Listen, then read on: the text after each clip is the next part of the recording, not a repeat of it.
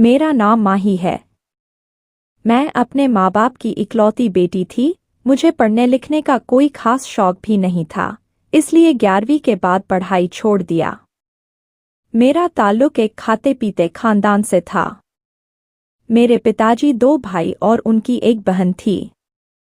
शुरू से ही मेरे खानदान में जायदाद के खातिर झगड़ा चल रहा था। पापा हर दिन अदालतों के धक्के खाते थे क्योंकि मेरे चाचा और बड़े पापा दोनों हमारे हिस्से की प्रॉपर्टी हड़पना चाहते थे। मेरे वक्त कुछ इसी तरह गुजर रहे थे कि मुझे खबर मिली कि मेरी सबसे अच्छी दोस्त टीना की शादी है। टीना के घर वाले बहुत अमीर थे। टीना ने स्पेशली मुझे अपने हर प्रोग्राम में बुलाया था। मैं उसके मेहंदी के फंक्शन में गई तो घर आते वक्त काफी रात हो गई थी। रास्ते में एक तेज रफ्तार से गुजरती हुई गाड़ी मेरे पास रुकी और किसी ने मेरे मुंह पर कपड़ा रखा और मैं बेहोश हो गई। मेरी आंख खुली तो अपने आप को एक तहखाने में पाया जहां पहले से ही कुछ लड़कियां मौजूद थीं। एक बड़ा सा कमरा था जिसे देखकर मुझे ज्यादा डर नहीं लगा कि यह कैद खाना है। वहां पर छोटे छोटे बच्चे भी थे। यह देखकर मुझे बहुत गुस्सा आया। वह मुझे घूरता ही जा रहा था। मैंने डर के मारे एक लड़की का हाथ पकड़ा और उससे कहा, किसी ना किसी तरह हमें यहां से निकालना होगा। मैं डर के मारे कांप रही थी। मुझे अपने साथ साथ अपने माँ बाप की भी फिक्र हो रही थी। मेरे बिना उनका तो रो रो कर बुरा हाल हुआ होगा। सभी लड़कियां रो रही थीं और बच्चे चिल्ला रहे थे। मैं एक बच्चे के पास बैठी। वो बच्चा मुझे बहुत ही प्यारा लगा। मुझे उस बच्चे पर बहुत तरस आया। उसे देखकर लग रहा था कि वह गुस्से से जमीन को घूर रहा है और सोच रहा है कि जैसे तैसे मुझे यहाँ से निकालने का रास्ता मिल जाए। मैंने प्यार से उस बच्चे के सर पर हाथ फेरा और कहा, तुम इन जालिमों के हाथ में कहाँ से आ गए? मेरे सवाल करते ही वह बच्चा रोने लगा। तभी कुछ लोग वहां पर आए और सभी को भेड़बकरियों की तरह मारते पीटते हुए कहने लगे, चलो, तुम लोगों को कहीं और जाना है। वहां तकरीबन 60 लोग कैद थे और उन सभी को कहीं और शिफ्ट किया जा रहा था। इस अंधेरे कैद खाने में सूरज को देखे हुए बहुत दिन हो गए थे। कुछ पता नहीं चलता था कि कब सुबह होती और कब शाम। यहाँ पर मौजूद कुछ लोगों से जबरन सप्लाई का काम भी लिया जा रहा था। अब मुझे इस दिन का डर था जिस दिन ये लोग मुझे भी इस घिनौने काम में लगा देंगे। अक्सर हम जिन चीजों से डरते हैं हमारे साथ वही होता है। अब ये लोग यहाँ मौजूद सभी लोगों को नशे का आदी बना रहे थे। एक दिन मुझे भी एक दूसरे कमरे में ले जाया गया। जो लड़का इंजेक्शन देता था, मैं उसके पास जाने लगी और उससे अपने माँ बाप की सारी बातें शेयर की और खूब रोई। मुझे यकीन था कि यह हादसा होने के बाद मेरे माँ बाप जीते जी मर गए होंगे। पता नहीं लोगों ने मेरे माँ बाप को क्या क्या सुनाया होगा। उस लड़के, जिसका नाम शोभित था, उसने मुझसे वादा किया कि एक न एक दिन वह मुझे यहाँ से निकाल देगा। लेकिन इससे पहले कि कुछ हो पाता, किसी ने उसे लड़के को पुलिस के हवाले कर दिया। कहते हैं खराब वक्त गुजर ही जाता है, लेकिन जिस पर गुजर रहा हो उसे ही पता चलता है कि वक्त कैसे गुजरता है। एक दिन हम लोगों की निगरानी पर जो शख्स रखा गया था, अचानक उसे चक्कर आया और वह गिरकर बेहोश हो गया। मौके का फायदा देख मैं वहां से भाग निकली। यह सुनसान रास्ता था, सड़क के साथ घना जंगल लगा हुआ था। मैं इस जंगल में घुस गई और बड़ी मुश्किल से जान बचाकर वहां से निकली। रात काफी हो चुकी थी। मैंने सड़क पर जाती गाड़ियों को रोकने की कोशिश की, लेकिन रात के इस वक्त कोई लिफ्ट देने को तैयार नहीं था। मैंने पैदल ही वहां से चलना शुरू किया, लेकिन 2 दिन से भूख और नशे की आदत की वजह से मेरा चलना मुश्किल हो गया था। थोड़ी ही दूर चलने पर मैं बीच रास्ते पर ही बेहोश हो गई। जब मुझे होश आया तो मेरे पास एक डॉक्टर और 2 पुलिस वाले खड़े थे। मुझे होश में आते ही पुलिस वाले मुझसे पूछताछ करने लगे। मैं डर गई थी कि कहीं जिस मुसीबत से निकली हूं उसमें दोबारा न फंस जाऊं। इसलिए मैंने झूठ बोलना बेहतर समझा। उन लोगों ने मेरे घर का पता लिया और मुझे मेरी माँ के पास पहुंचाया। मेरी माँ आज 6 महीने बाद बोली थी जब मैंने उन्हें देखा।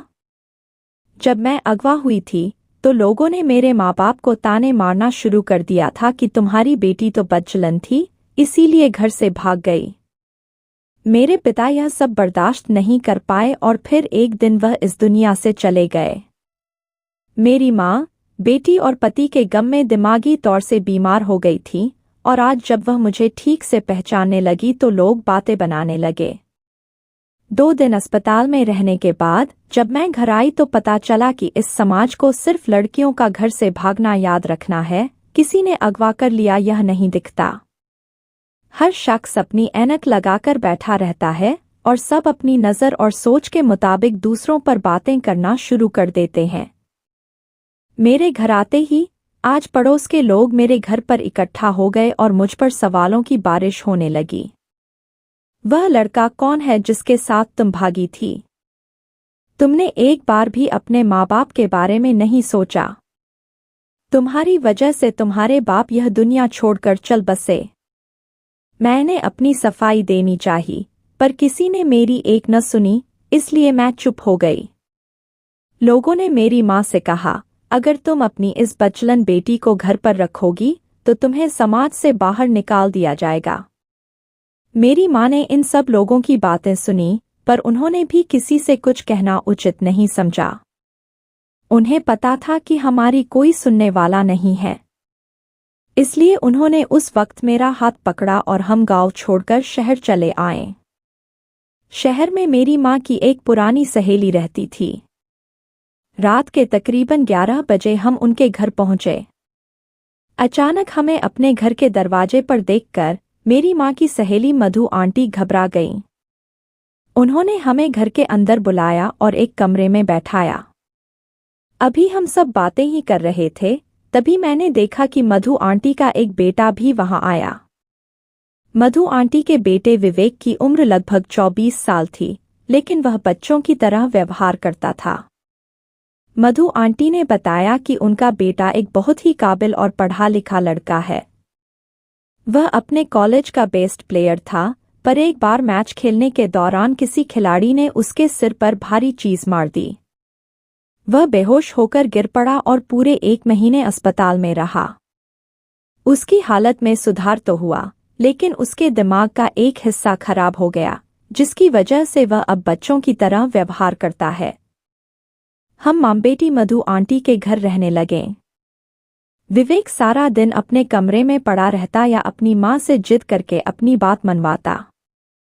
विवेक मुझसे घुल मिल गया था, वह मुझसे देर रात तक बातें करता। धीरे धीरे हमारा वक्त अच्छे से गुजरने लगा। मधु आंटी का हम पर बहुत बड़ा एहसान था, क्योंकि इस मुश्किल वक्त में उन्होंने हमें अपने घर पर पनाह दी, यही हमारे लिए बहुत था। मेरी माँ मधु आंटी के साथ लोगों के कपड़े सिलने लगी और मैं घर के काम करती। कुछ दिन बाद मेरी माँ की सहेली ने माँ से एक अजीब सी फरमाइश कर दी। वह चाहती थी कि मैं विवेक से शादी कर लूं। मेरी माँ ने मधु आंटी से कहा, अपने घर में पनाह देने की इतनी बड़ी कीमत मत मांगो। लेकिन मधु आंटी ने शर्त रख दी, या तो तुम मेरे बेटे से शादी कर लो या हमसे अलग होकर कहीं और बंदोबस्त कर लो। मधु आंटी की यह शर्त सुनकर अब तो हमें अपने नसीब पर भी भरोसा नहीं रहा। मेरी माँ ने कहा, चाहे कुछ भी हो जाए, मैं तुम्हारी शादी विवेक से नहीं होने दूंगी, क्योंकि वह पागल है। लेकिन पता नहीं क्यों, विवेक के साथ रहते रहते मुझे उससे लगाव हो गया था। वह जैसा भी था, मुझे अच्छा लगने लगा था। मैंने माँ को समझाते हुए कहा, माँ, अगर हम यहाँ से निकले तो हम फिर कहाँ जाएंगे? हमारा कोई ठिकाना नहीं होगा। यही बेहतर होगा कि हम मधु आंटी की बात मान लें। मेरे इस फैसले से माँ रोती रहीं।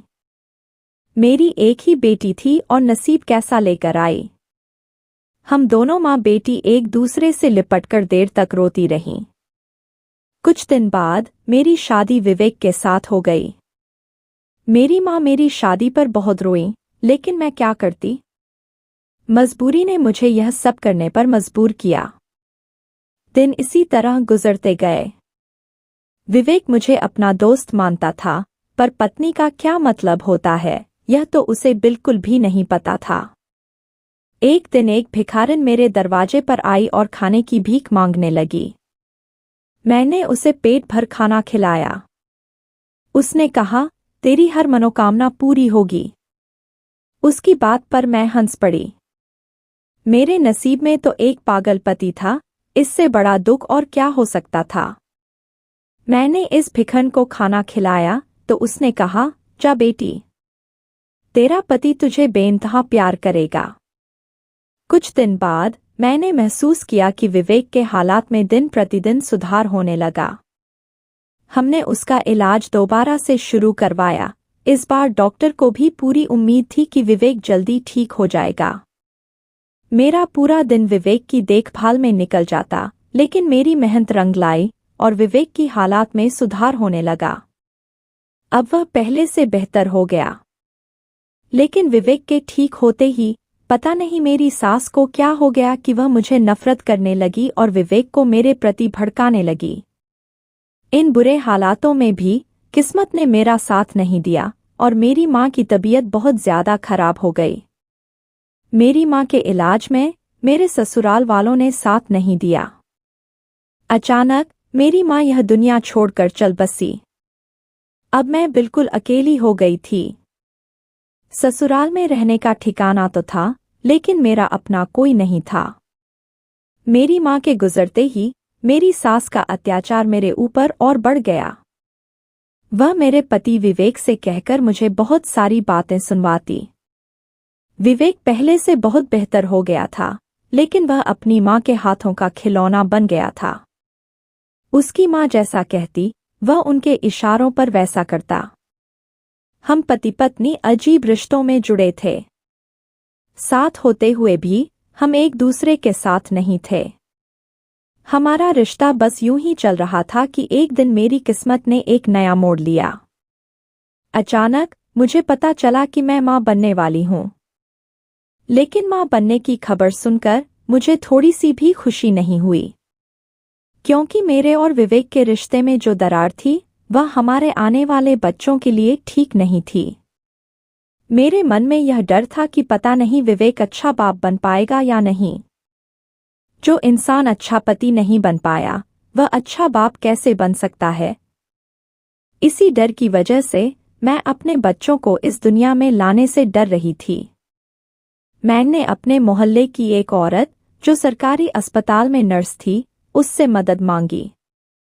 वह मेरी मदद करने को तैयार हो गई। लेकिन अस्पताल जाने के बाद पता चला कि मेरा अबॉर्शन नहीं हो सकता। अगर हमने इस बच्चे को गिराने की कोशिश की तो मेरी जान को खतरा हो सकता था। मैं अपना मायूस चेहरा लेकर घर लौट आई। वो 9 महीने कैसे गुजरे मुझे पता ही नहीं चला। मैंने 2 जुड़वा बच्चों को जन्म दिया, एक बेटा और दूसरी बेटी थी। बच्चों को देखकर मेरे मन में अजीब सी खुशी थी।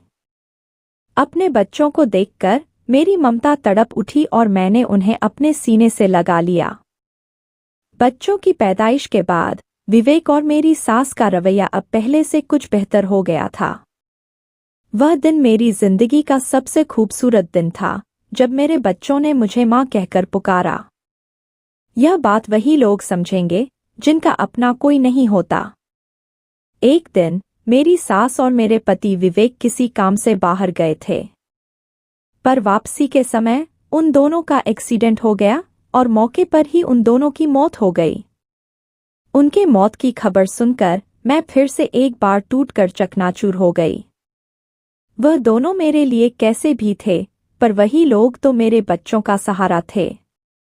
यह सब सोच सोचकर सारी रात मुझे नींद नहीं आई कि अब हमारा गुजर बसर कैसे होगा। जो थोड़ी बहुत जमा पूंजी थी वह कुछ दिन चली।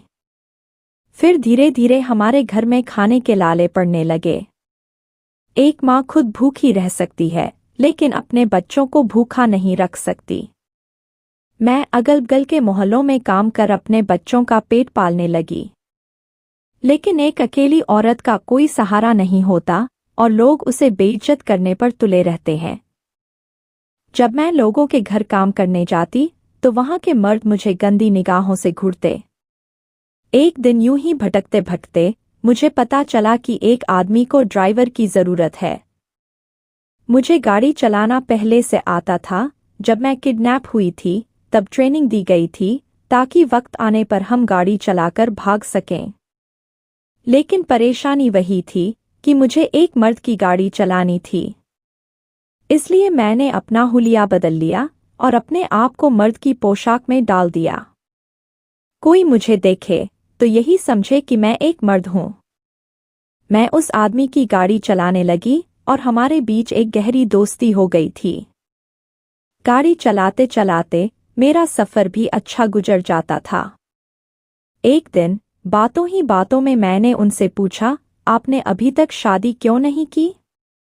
उन्होंने बताया, एक लड़की थी जिससे मैं प्यार करता था, लेकिन जिंदगी ने ऐसा वक्त दिखाया कि मैं उसे ढूंढ नहीं सका। वह किस्मत की मारी थी, पर पता नहीं किस हाल में होगी। साहब ने कहा, अगले दिन मैं उस लड़की की तस्वीर तुम्हें दिखाऊंगा। अब मुझे अगले दिन का इंतजार था और उस लड़की के किस्मत के बारे में सोच रही थी कि उसकी किस्मत कितनी अच्छी है, क्योंकि कोई शख्स उससे 6 साल से मोहब्बत करता था।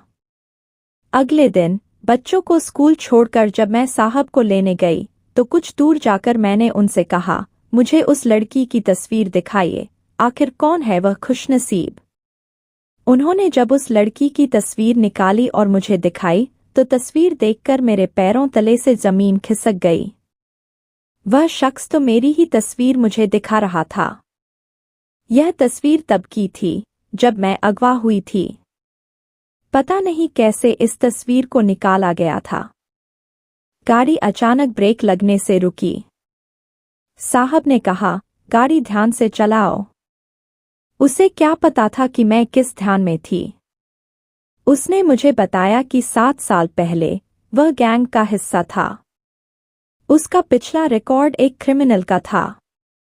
लेकिन फिर एक दिन उसने एक चेहरा देखा जिसे देखकर उसने खुद से वादा किया कि वह इस दलदल से निकलेगा और उस मासूम लड़की को भी निकालेगा। उसने बताया, मैं वहां पर मौजूद लोगों को नशे का आदी बनाता था, लेकिन जब मैंने उस लड़की को देखा तो उसके प्यार में खो गया। फिर मैं पुलिस का सरकारी गवाह बन गया। साहब की बातें सुनकर मैंने उन्हें सच्चाई बता दी, मैं ही वह लड़की हूं जिसे आप बेइंतहा प्यार करते हैं। अमित ने मुझे कहा, तुम फिक्र मत करो, मैं तुम्हारी जिंदगी के सारे दुखों को दूर करूंगा और तुम्हारे बच्चों को भी अपनाऊंगा। कुछ दिन बाद अमित और मैंने शादी कर ली। मैंने अपनी जिंदगी में जितने दुख झेले थे उन सब को दूर कर दिया और अमित ने मेरे दामन में खुशियां भर दीं। दोस्तों, ऐसी और भी वीडियो देखने के लिए हमारे चैनल को सब्सक्राइब करना ना भूलें। धन्यवाद।